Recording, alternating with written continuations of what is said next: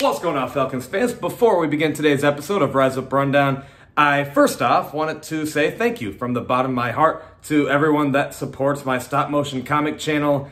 And even though it's a very small channel, the support has been there from you all.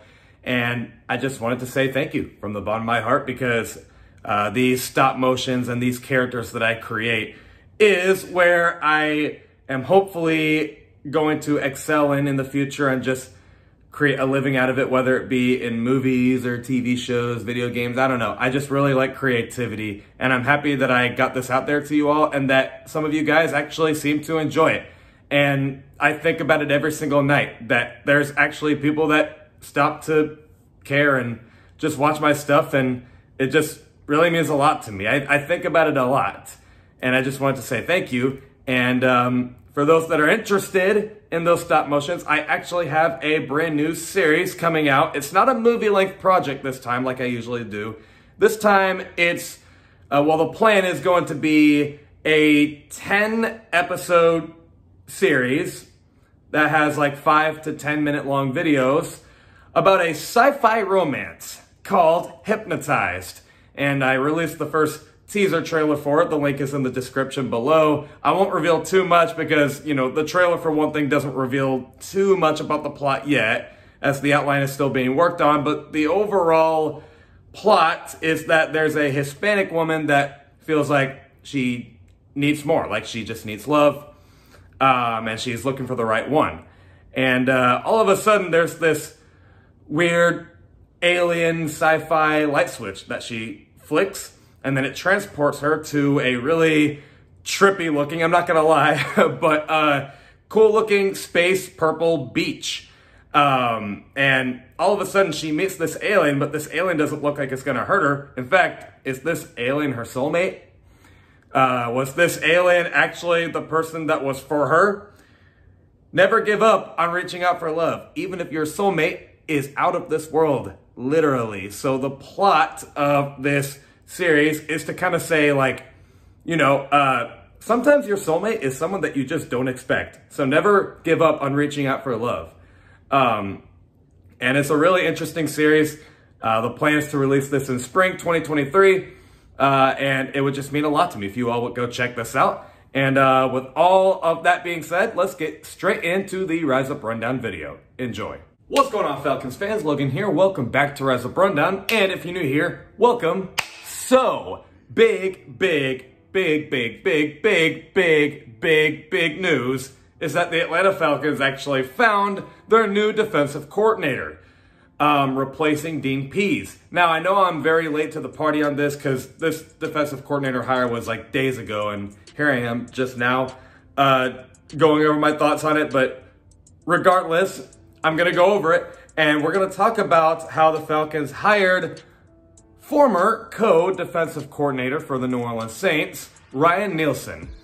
Now, I'm not really sure if it's weirder that the Falcons are like weirdly trying to be the Saints because they got Terry Fontenot and Ryan Neilson from the Saints, or if the Saints just want the Falcons to be good and let their best guys come to us.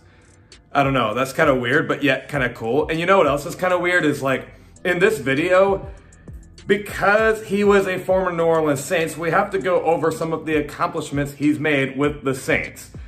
It's not often I really actually want to talk about how good Saints players were, but in this case, we kind of have to go over the accomplishments that Ryan Neilson has made with the New Orleans Saints. But before we get into that, I do want to say that if you don't know who Ryan Neilson is, honestly, I don't blame you. Because I didn't really even know who Ryan Neilson was when he got hired. When I was on Twitter and the news came out that he was our defensive coordinator, at first I thought everyone was saying Ryan Neilson as like someone that's getting interviewed for defensive coordinator. I was like, Ryan Neilson, whoever that is, I have no idea. Anyway, when are we going to get Brian Flores? Oh, everyone's saying that Ryan Neilson got hired as defensive coordinator for real. So who the hell is this guy? So I didn't really even know who that was. But, you know, as I was looking through his coaching history and some of the accomplishments he's made, not gonna lie, it's a lot better than I thought it was. And I think I'm overall satisfied with this hiring. You know, it's not a big name, like I said, Brian Flores or even Vic Fangio or Steve Wilkes. But, you know, Ryan Neilson looks like he's a pretty good hire for the Atlanta Falcons. And his resume wasn't like Dean Pease, how like when Dean Pease was hired, his resume was like, whoa, look at this guy. It's like he worked with the Super Bowl Bill Belichick team and, oh, the Super Bowl Baltimore Ravens team in 2012. No. Ryan Neilson was more like, you know, he never actually had a shot at defensive coordinator really until this year with the Falcons. But his history as a coach is still pretty impressive. So we'll go over Ryan Neilson starting right now. All right, we're first going to go over his history as a coach, you know, where has he been and all that. And I believe, well, even before he was a coach, I think he was a defensive lineman for USC in college. And if he played in the NFL, I'll be honest with you, I just, you know, I didn't write that down, but it doesn't really seem like a lot of people are talking about what he did as an NFL player. So let's talk about what he did as a coach. And for 15 years, he was a college coach.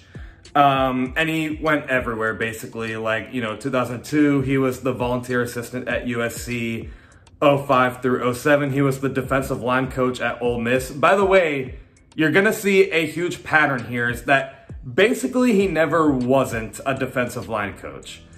Then in 08 and 09, he was the defensive coordinator and the defensive line and linebackers coach for Central Connecticut State. 2010, defensive line coach and special teams coach for UT Martin. It's a good thing that he knows a little bit of special teams. And then in 2011, he was the Northern Illinois defensive line coach and recruiting coordinator. And then in 2012, he was Northern Illinois' co-defensive coordinator and defensive line coach and the recruiting coordinator. 2013, NC State defensive line coordinator, defensive line coach and recruiting coordinator. 2014 through 2016, NC State defensive line coach, run game coordinator. So he even knows a little bit of the run game. But then he got his first NFL shot, the one that everyone's eyeing right now, because, you know, it's one thing to be a good college coach, but it's another to be a good NFL coach. From 2017 through 2020, he was the New Orleans Saints defensive line coach. That's it. He was just the defensive line coach. They looked at his history in college and they were like, we really need a good defensive line coach. We got some talent on our team, so who's the right guy to coach him up? And then in 2021, he was still the defensive line coach, but he was also the assistant head coach. Interesting. And then in 2022, he was the co-defensive coordinator and the defensive line coach. And then obviously in 2023, he was the Atlanta Falcons defensive coordinator. So you saw a pattern that he was mostly a defensive line coach. And I believe he even played defensive line at USC. So very obviously there's something he specializes in, but it's a good thing that he knows a little other stuff up his sleeve too, like special teams and whatnot. So that's pretty good to know. But mostly he was a defensive line coach. But it's one thing to go over his coaching history and where he's been, but what about his accomplishments? Well, they're actually pretty, you know, sneaky good here, but I also don't want to hype it up too much because, you know, his whole time with the Saints, was it Dennis Allen doing the work or was it Ryan Neilson? But I think Ryan Neilson surely had something to do with how great some of these Saints players played on the defensive line.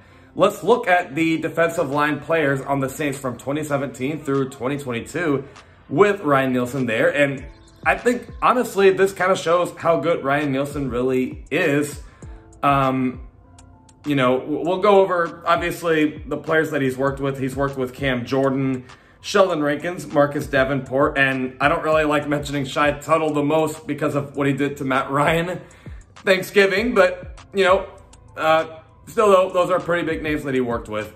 And every single one of those guys had something impressive with Ryan Neilson as their defensive line coach. 2017, Cam Jordan had 13 sacks. 2018, Cam Jordan had 12 sacks. Sheldon Rankins had 8 sacks. 2019, Cam Jordan 15 sacks, Marcus Davenport 6 sacks. So there's a bit of a pattern with Cam Jordan having double-digit sacks. So hopefully Grady Jarrett could also have double-digit sacks year in and year out. 2020, whoever freaking Trey Hendrickson is, freaking stepped up and got 13.5 sacks. 2021, Cam Jordan, 12.5 sacks. Marcus Davenport, 9 sacks.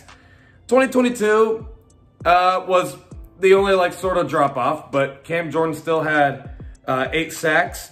And then because he was the former co-defensive coordinator, I thought it was worth mentioning that according to ESPN, the Saints had a top 5 statistic defense. Statistically, the Saints defense ranked top 5 according to ESPN, as Ryan Neilson is their co-defensive coordinator and Dennis Allen's their head coach. So Dennis Allen had to worry about defense and offense. So I think Ryan Neilson obviously had a lot to do with the Saints' success there. And the last thing I wanted to note is, I mean, I know it's kind of goofy because Cam Jordan was literally just on Twitter. It's not really some huge coaching statistic, but Cam Jordan really cried over Ryan Neilson going to the Atlanta Falcons. And I get that part of it is because he went to his rival, but he was basically just saying that he was awesome and the Falcons picked up his guy. And it's good to see that a coworker of Ryan Neilson's basically had something good to say about him and that he's going to miss him. So that says something about Ryan Neilson, like the players are going to miss him. So overall, what am I expecting from Ryan Neilson? I don't know. I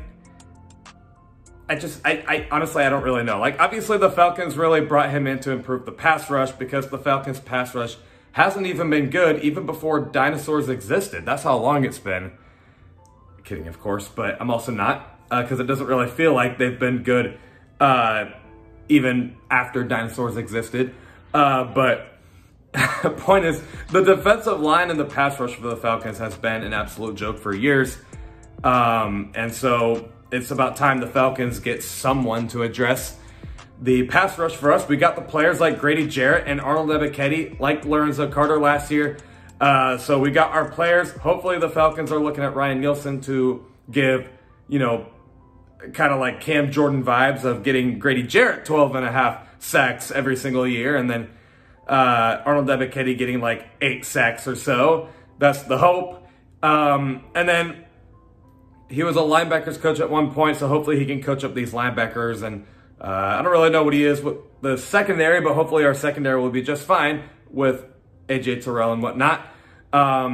Point is, I'm just hoping that Ryan Neilson knows what he's doing as a first-year defensive coordinator. And I'm not expecting him to take off right away. Obviously, he's going to have some learning curves and hiccups, but I don't think he's a defensive coordinator, a first-year defensive coordinator, to where he just sucks so bad and we got to move on from him. No, I think he's going to start fine. I think he'll start off pretty average. It's like, okay, he's doing okay for our defense. And then as the year goes on, he progresses forward and maybe we see a little more of an upgrade for what he does as defensive coordinator in 2024 and beyond is what I'm trying to say. But 2023, I think, is just kind of like, I think it'll be a good year for Ryan Neilson as a first-year defensive coordinator, but not great. Especially knowing that, let's be honest, we don't really have the players on defense anyway. A lot of them are just really young and we have to develop them. Our defense is just not there yet. Now that we have a new defensive coordinator and a pretty young one, I think, right? Are the Falcons finally going to go defensive line at pick number 8 in the draft? Because the Falcons have always been pretty good with first-round talent like Kyle Pitts, AJ Terrell,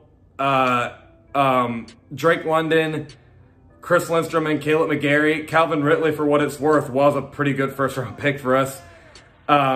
So, it's great. Like, the Falcons can do well with first-round picks, but at some point we have to see if we can get a steal at pass rush in the first round. And hopefully now that they have a pass rush specialist, they'll be like, well, let's help out the new guy and get someone at pick number 8 who's on the pass rush. Or maybe with $70 million in cap, or I think now it's like $56 million or something.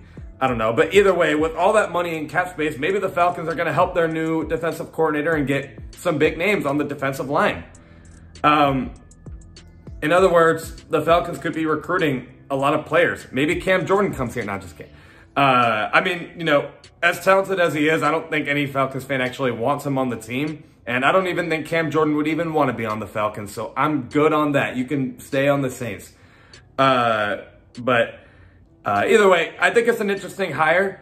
And we'll see where this goes. But let me know what you guys think in the comments below. And I'll see you guys with a video this Friday at 11 o'clock a.m. Eastern. Love and appreciate you all for the support. And as always, rise up.